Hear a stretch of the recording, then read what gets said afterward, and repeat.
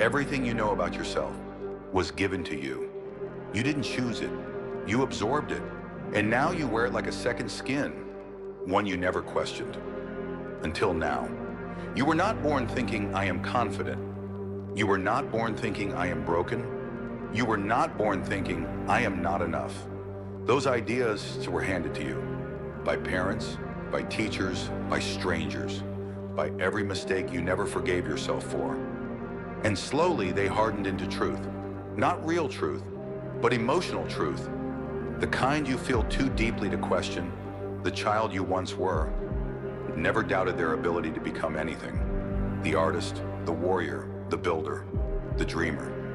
That child was buried, not killed, just buried. Under layers of realism, under the rubble of other people's expectations, under the tiredness of being judged before you could even build yourself. You learned to be smaller.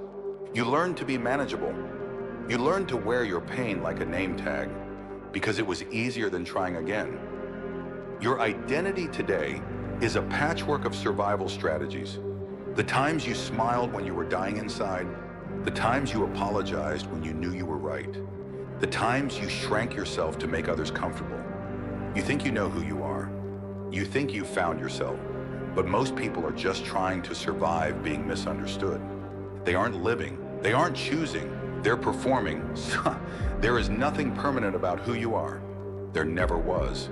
But you are loyal to the myth because the myth feels safer than the terrifying possibility that you are free. You think you're protecting your identity, but your identity is what's been protecting you from living. There is a safety in being predictable, a comfort in being consistent, even when that consistency cages you. You tell yourself stories. I don't like change. I'm just not disciplined. I'm built this way. As if those phrases were engraved in stone, as if you were nothing but a sentence written once and never edited again. But here's the truth you don't want to hear. Consistency is easier than transformation. Consistency doesn't challenge your sense of self. It doesn't demand death of your past identities. It doesn't ask you to shatter who you were just to survive who you could become. Your brain is hardwired for comfort.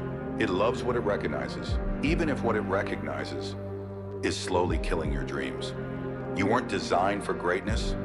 You were designed for survival. Greatness is a rebellion. It requires you to become uncomfortable.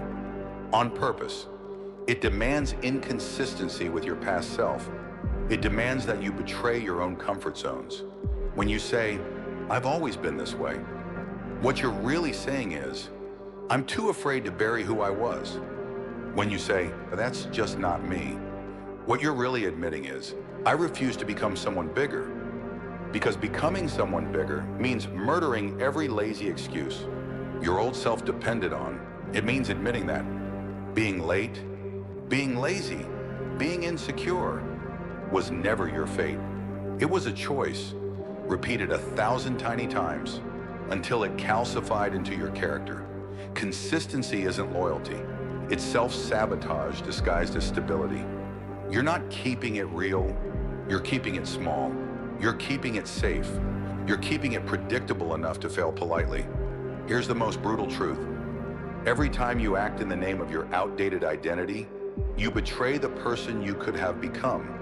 And betrayal always demands a price. Maybe you don't feel it today. Maybe you won't feel it tomorrow. But one morning you'll wake up, stare at the version of yourself you allowed to survive, and realize you don't recognize them. Not because they grew, but because they shrank. Shrank into someone who chose comfort over conquest. You are not loyal to your future. You are loyal to your fears. And fear is the deadliest kind of comfort there is. They say change is hard, but they're wrong. Change isn't hard. Change is terrifying. Because change doesn't just alter your circumstances, it annihilates the version of yourself you spent years protecting. When you change, you admit the person you were yesterday wasn't enough. You admit the stories you believed were incomplete.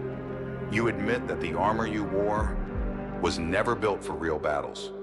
Most people will fight harder to defend a broken identity than to build a stronger one, because it's easier to be consistent with your past than to confront the unknown. It's easier to defend old limitations than to admit you were lying to yourself.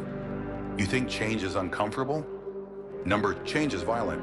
It breaks bones made of bad habits. It tears muscles built from false beliefs. It scars over dreams that were never really yours to begin with. And it doesn't ask permission. Every major change you survive requires a small death. The death of ego, the death of convenience, the death of easy excuses. You have to kill the version of yourself who was comfortable waiting for better timing. You have to bury the version of yourself who needed other people's validation. You have to abandon the version of yourself who believed their own fear. This is why change feels like grief, because it is. You are grieving the version of you that didn't make it. But hear me clearly. That grief is proof that you're alive. It means you're moving. It means you're shedding skin too small for your soul. It means you are no longer asking permission to exist. You don't fear change. You fear the funeral that change demands. You fear the moment where you have no choice left but to be more. Self-awareness sounds romantic. Everyone says they want it. Few can handle it because real self-awareness is violence. It shatters your pride. It shows you how often you betray yourself. It exposes the tiny lies you've built your life on. It's easy to say, I know who I am. It's harder to admit, I don't even know why I do half the things I do. Self-awareness is not passive. It's an act of war against ignorance. It means catching yourself. The moment you make an excuse, the moment you shrink, the moment you sabotage your own future, it's standing in the ruins of your self-deception and refusing to lie to yourself one more time. Self-awareness forces you to ask, why am I really avoiding this? Who told me I couldn't be more than this? Whose voice do I still hear when I doubt myself? And worse, self-awareness forces you to answer. No distractions, no scrolling away, no blaming them, no spiritual bypassing. Just the raw, brutal audit of your soul. You are not what you say you are. You are what you hide from yourself. And until you stop running from your reflection, you'll never outrun your regret. The old identity is dead. Good. Now what survives? You can rebuild yourself. But if you rebuild the same house with the same rotten wood, you'll collapse again. This time, you rebuild with intent. Not with fake affirmations, not with someone else's checklist of success. You rebuild with the raw material of what you know, not what you were told to believe. The new identity demands brutal honesty, no hiding, discipline, no flinching, vision, not just survival, domination of your space, your mind, your habits. You don't build who you want to be, you execute who you must become. Not dream it, not journal it into existence. Forge it through action. Every decision you make from now forward is a brick. Every day you act against your old instincts is a beam. Every time you show up for yourself when no one's watching is a cathedral stone. This is how you build a life that can hold power, that can survive loss, that can remain silent and still be felt. If you do not choose who you will become, the world will choose for you. Build yourself deliberately, or die forgotten among the ruins of people who didn't. You're not going to wake up one day and arrive. There's no finish line. No perfect version of you waiting at the end of some checklist. No gold star, no applause. There will be days you feel like you're regressing, days you feel like nothing has changed, days you wonder if you're still just pretending. Good. That means you're in motion. Progress is invisible when you're inside it.